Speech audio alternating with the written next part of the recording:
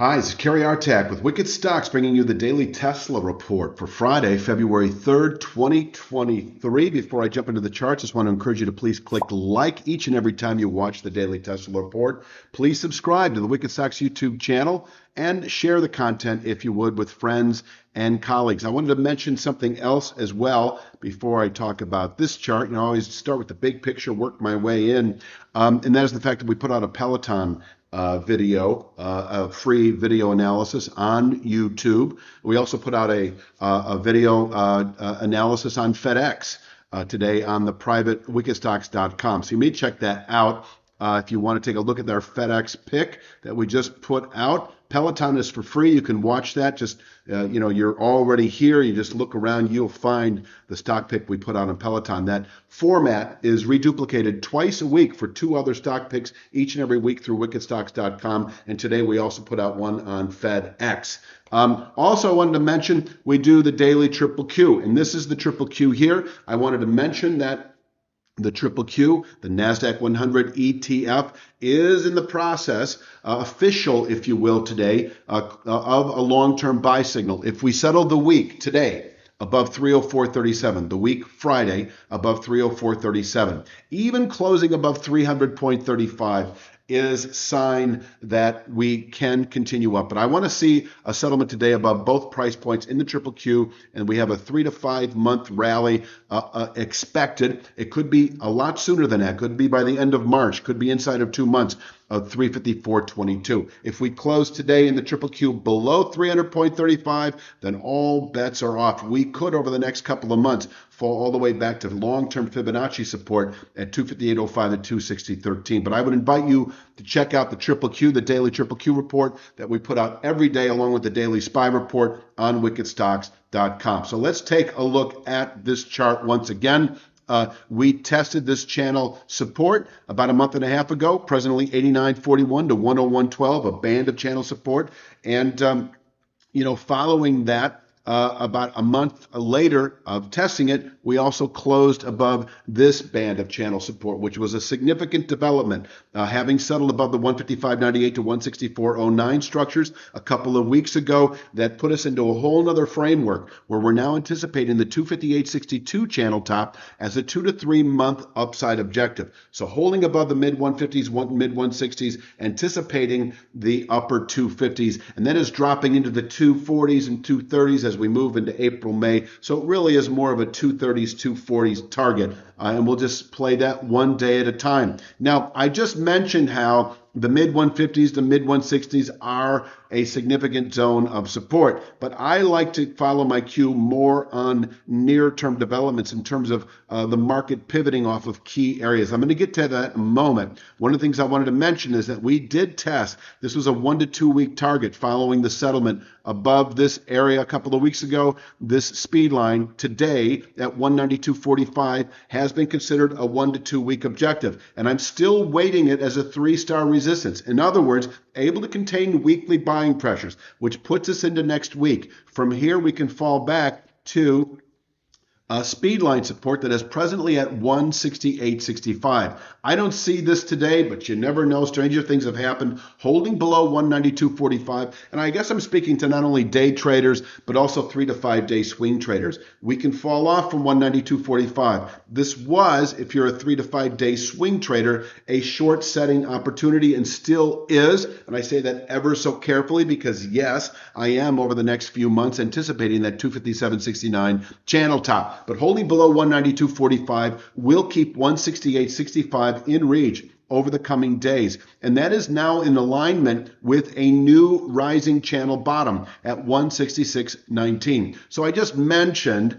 a moment ago how we have a base of support below the market in the 155.98 to 164.09 region. Those levels remain valid, but I've got them designated more as minor points right now in deference to new rising trend support that is projected off that early January low. In other words, were we to close today below 166.19, and I don't see that happening, but if we were, then we have a good February high, in my opinion. I'll get to that in a moment. Hi, if you enjoy watching our daily Tesla report, you'll love our daily Triple Q and SPY reports. They're presented in the same 5 to 10 minute video format. Our daily SPY and Triple Q analysis provides directional market signals that are correlated with highly specific price support and resistance levels. Whether your trading time horizon is short or longer term, we promise you a distinctive edge in your trading of the SPY and Triple Q. We offer a 5-day, no questions asked, money-back guarantee. So go to wickedstocks.com right now and start receiving your daily SPY and daily Triple Q reports today. But on the way down today, we've got 180.68. Yesterday's low was 182.61, just a minor point. 180.68 is the high from about a week and a day ago or so. We fell off it for a few days before closing above it actually on Wednesday. And so 180.68 does offer intraday support. We could bounce there on an intraday basis, possibly for the day itself, and from there rally back to the 192.45 speed line I showed a moment ago. Now, if we break 180.68, there's not a lot holding this market together. I don't personally think we're going to fall all the way to 166.19 to 168.65. But we might. And if we do, I'm calling that our multi-week support. It is in close correlation, of course, with that band of channel support that on the daily chart is 155.82 to 164.22. And if you scout around on these minor points, you see that I have them actually designated now as mere minor points because I think that it is the 166.19 to 168.65 area that is sort of your stick your neck out buy zone. So if you got short today at 192.45, I think you want to pull those in the 166.19 to 168.65 area because this is close enough to that band of channel support on the daily chart between 155.82 and 164.22 that it could actually contain selling not only through next week, but even through February. And from there, we push on to new highs.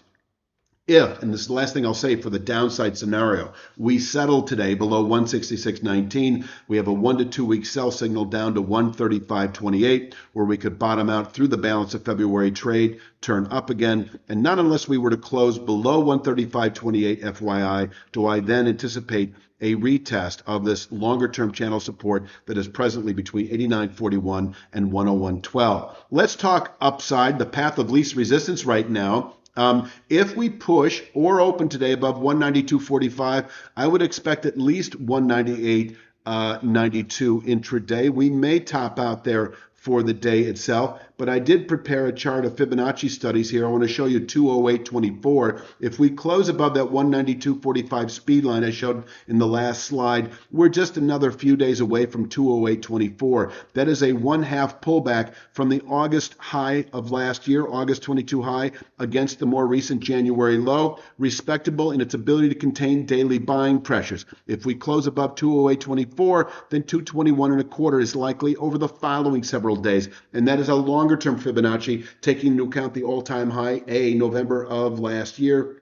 Wait, was that November of last year or November of, no, that was November of 21, sorry, against B, the January low. And so that is an area, and I think I showed this a little more properly here. Yes, 192.45 is the more meaningful level of those three. If we close above 192.45, 2 to 3 week buy signal now to 221.25, where we could actually top out on a monthly basis. And if we settle above 221.25, we're just another 3 to 5 weeks away from reaching 257.69. So that's where the 2 to 3 months could be sooner, depending on volatility and the vertical move. Right now, 192.45 is a pivot point into actually later February, because if we close above it, we have a 2 to 3 week buy signal to 221.25. Holding below 192.45 does allow this market to ease back and look for support. And that support right now is 166.19 to 168.65, an opportunity to buy this market through February. From here, we can turn up into the 221.25 area as we move into early March. If we close below 166.19, then 135.28 becomes a 1 to 2 week objective. And we are off the long-term buy signal, just sort of taking it 1 week at a time from that point until we see what else is playing out on the charts. Please click like and subscribe. Thank you for watching. Check out wickedstocks.com for the daily SPY and daily daily triple Q and so forth and so on. You have a great weekend. We'll be back Sunday afternoon with Monday's edition.